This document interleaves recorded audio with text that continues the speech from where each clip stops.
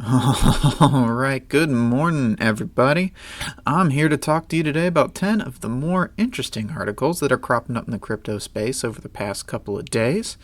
Obviously, this is a very new and very young channel, so I'm learning as I go, but please like, comment, subscribe. Let me know how I'm doing, because that type of support really goes a far way. You have no idea.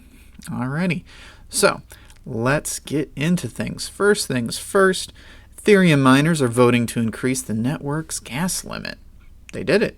It went from 10 million to 12.5 million per block, which is good news for users, but bad news for some node operators. Now, what this means in theory is the Ethereum network, Ethereum, oh boy, Ethereum can now handle 44 transactions per second instead of 35. So, basically what they're trying to do is scale up the blockchain in a little bit, just a little bit, because 2.0 staking is taking forever.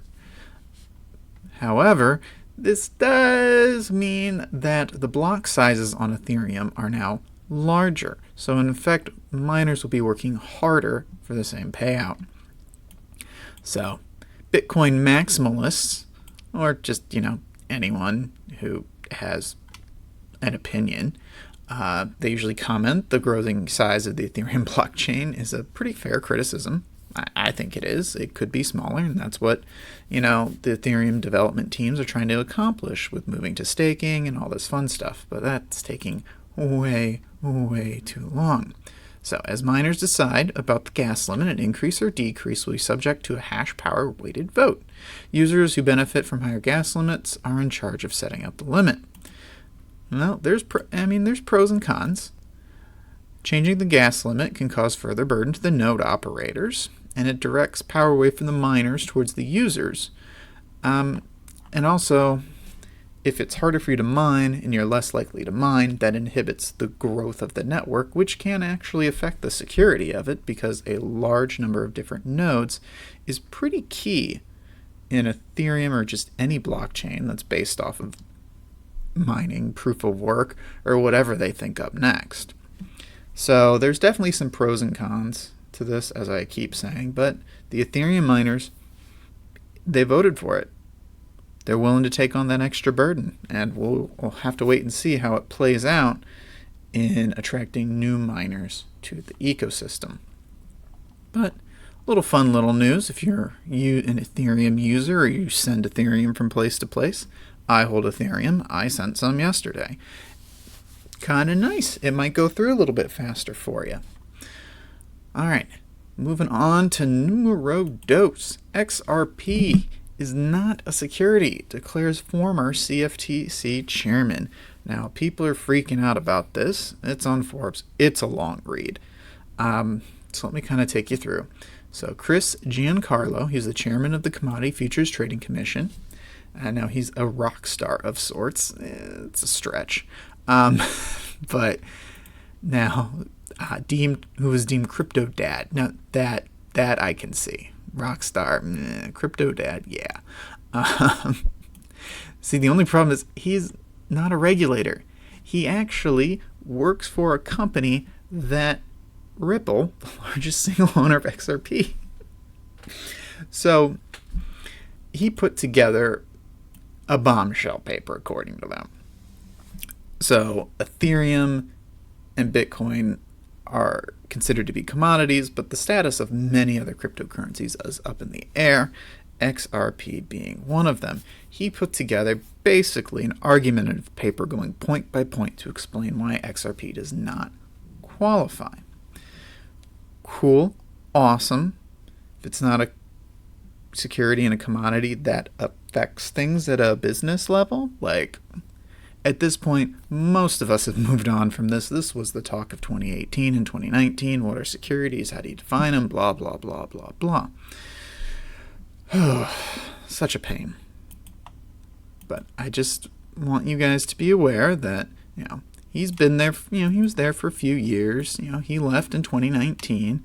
He works for the SEC, and he put together what people are calling a very well done, well researched, and well put together paper that is probably going to bear some weight due to his high status and pedigree, but he doesn't actually work there anymore, so the impact on policy will depend on his own relationships with the current executive board and how much this paper is given weight because he created it for someone who works or has a contract with Ripple. So it's cool, but when you actually look into the details, it's kind of not as big as you'd think. A little clickbaity, but hey, that's what we got to do to keep that traffic flowing. So moving on to number 3. Inactive Bitcoin supply is reaching a 4-year high, pointing to a bullish sentiment. Well, either that or so many people have lost money they've given up. So, the time of publication, 60.63% of all Bitcoins have not moved in at least a year, which indicates crypto investors aren't taking profits but are holding on despite the uncertain economic conditions and Bitcoin's overall strong performance. I agree. I bought a decent number of Bitcoin down in this area. And by decent number, I mean like half. Because I ain't made of money like some of y'all. But, so one method they use, group them by length of time they've been active, called HODL waves. Oh my god. This data analysis was pioneered by Unchained Capital to kind of keep an eye on the shifts in Bitcoin ownership and use. So each wave, 1 day, 1 month, 6 months, 2 years, 5 years, is a period in time in which the issued supply has not been used in a transaction or has been quote-unquote inactive. And it looks like in 2016 we were near 60, dropped all the way down through the 2017s as people were selling, buying during the height of the craziness. And as the market went down, people started to keep a hold on it. Then we got that happening again, and then a sharp spike in January. Oof, and it's been on the increase ever since, just clipping over that 60%, which is kind of cool. It's the highest it's been since at least July of 2016. I highly doubt it was any higher in the past, though. So it could be the most Bitcoin that's ever been locked up as more institutional investors get in and more people start to look at Bitcoin as quote-unquote digital gold. So hey, good news for us. Less Bitcoin in circulation means the people who want to buy Bitcoin, there's less supply, increased demand, so prices should rise. Bitcoin itself right now is currently at 93.5143, and it's less than a percentage point up. Not gonna go into what I think Bitcoin should be, but So yeah, look, another little graph charting everything. You can see down here 1 to 2 years is the light blue, and then the colors get darker from 2 to 3, 3 to 5, 5 to 7, 7 to 10, and over 10 years. Quite honestly, if it's been in a wallet for over 10 years at this point, that wallet's probably lost, destroyed. That person died, moved away, burned everything in a fit of rage, and is now kicking themselves if they're still with us on God's green earth. So, quite interesting, to say the least.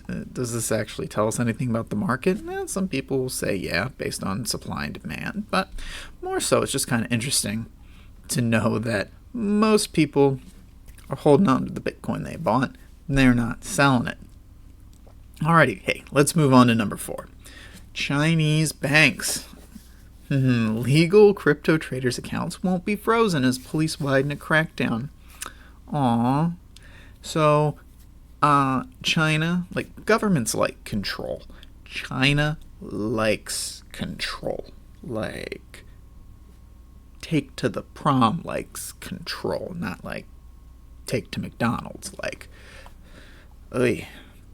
So that stinks. So, Chinese police have been freezing the bank accounts and cards of over-the-counter cryptocurrency traders as they crack down illicit activities.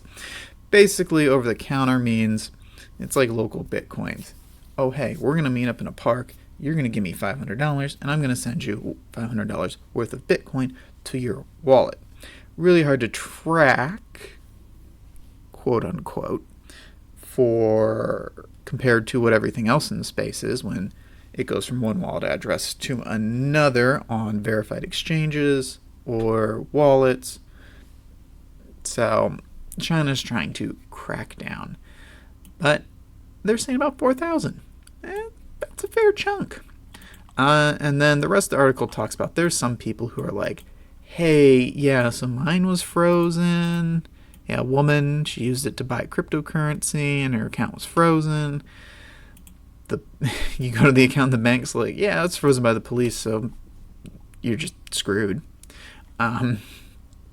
So not the best. I mean, I guess you can still use the Bitcoin. More and more places are taking it, but it's something that all of us keep kind of in the back of our minds, that without clear regulations from the government, that we might wake up one day to find things illegal or frowned upon to the point that they're doing stuff like this, even here in America. So not ideal, a little unsettling, but like I said, China loves their control. As we talked about in a previous episode, they're building their own digital currency because you can track that really, really easily. Okay, and then getting into the, I hope you haven't fallen for one of these in the past 5 years for number 5.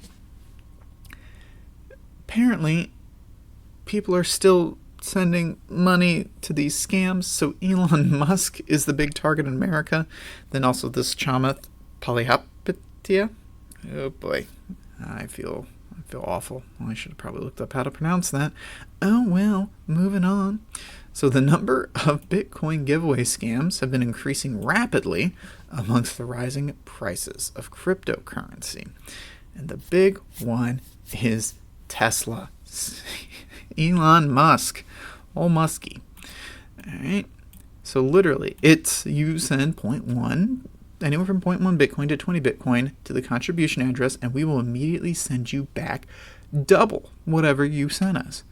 It's Nigerian prince level, but if you have a reach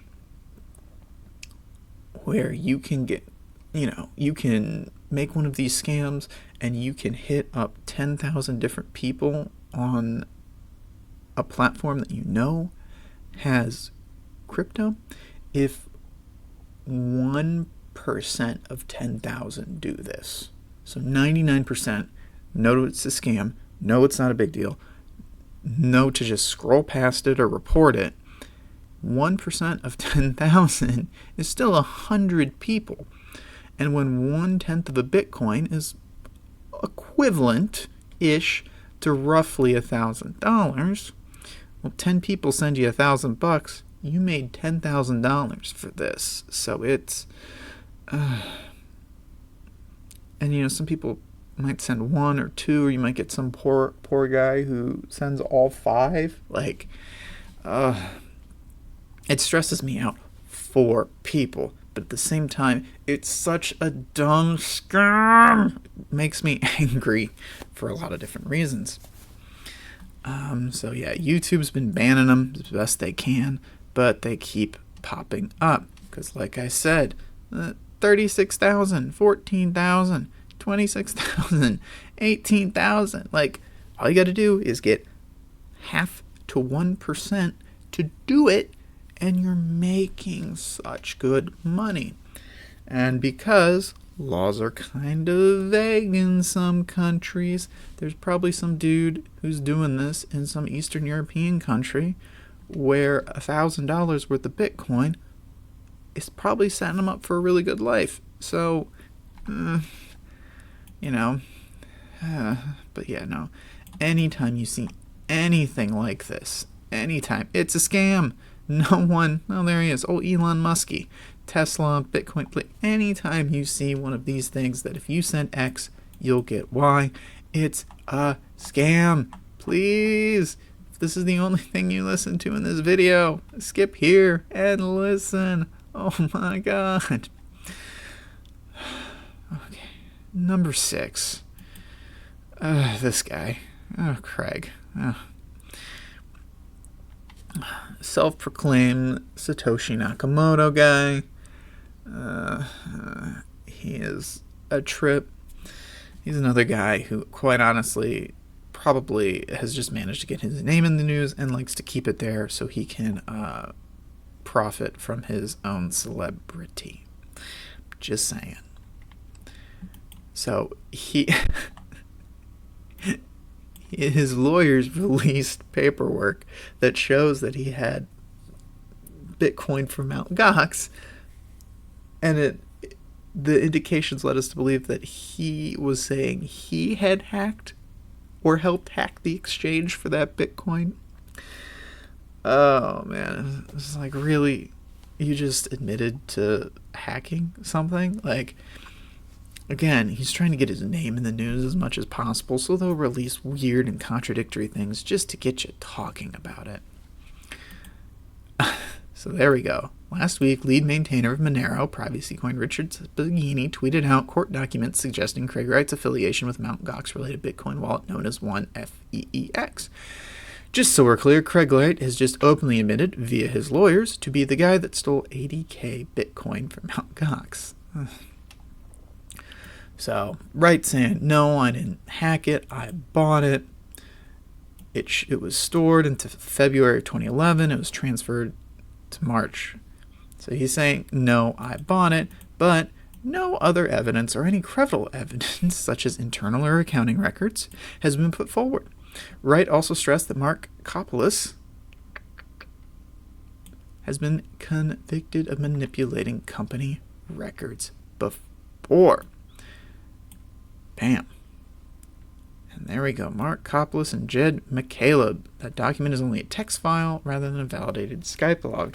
So this guy's saying, no, you did it. He's saying, you did it. He's saying, no, I didn't. And you've been convicted of... Like I said, all this does is just build his name recognition for, commissions to go talk to places. If he posts anything on YouTube or has like a Medium website or anything like that, this guy's raking in bank from just dealing, quote unquote, with these stinking controversies. So, all right. There we go. Open interest on Bitcoin options contracts are about 930 million. What can we expect? Well, we don't know, because about 70% of Bitcoin's entire open interest is locked into these 930 ones that are expiring in 5 days. Yeah, and most of them are in the red, according to this. Most of them are in like 97, 98, 99,000 and above. Ooh. So if those expire and they don't take profits, does that then flood the market with a bunch of Bitcoin now that these contracts are unlocking and these people lost money? Will they continue to hold? Will they do this? Will they do that? Or if Bitcoin rallies in the next 5 days, will this help propel things higher as people get their extra money from satisfying their contract options and going?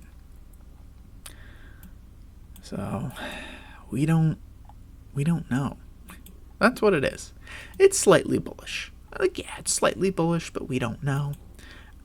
So if Bitcoin managed to trade above 11,000 at expiration, this would activate another 14,900 Bitcoin in unaccounted options contracts, and every $100 above that level would bring call option buyers another 1.5 mil.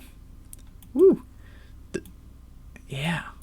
Oh, man, but CME futures contract expiry happens simultaneously and currently holds 313 million. Jeez. They hold like a third of it, the CME. I don't see Bitcoin, after having rejected 10,000, 4 times, 5 times, 6 times now. I don't see it getting to 11,000 in the next 5 days. But I really do hope I am proven wrong. All right, moving on to the next thing on the list. This guy, The father of the Jobs Act. Government was concerned about Libra. For those of you who don't know, Libra is the stable currency proposed by Facebook that has had a bit of controversy surrounding it, and this article kind of talks about why. So David Wield IV, who's known as the father of the Jobs Act, so some other fairly high government official who's in the financial world. So he said, when I heard Zuckerberg was going to do, and this was before the government clamped down, I said, the government's got to do something here. And it was picked up by the House Financial Services Committee not long that after, and like a month later, and I'm not surprised. So basically, the worry is this. Facebook has like 2.5 billion users. If you launch a stablecoin that 2.5 billion people could easily use, it could have presented a real challenge to the dominance of the US dollar. And like we've talked about before, the Chinese are trying to kind of do something like this to create a digital currency to challenge the US dollar. So of course the United States government is going to have some issues with this because they wouldn't be able to control it, or would have a very hard time controlling it. Because the sheer magnitude of Facebook, the implications of creating a de novo basket of currencies that could serve as a central bank authority to some degree, I thought it had such profound implications that they had to put the brakes on it. They had Zuckerberg come to Washington and start to understand broadly these questions.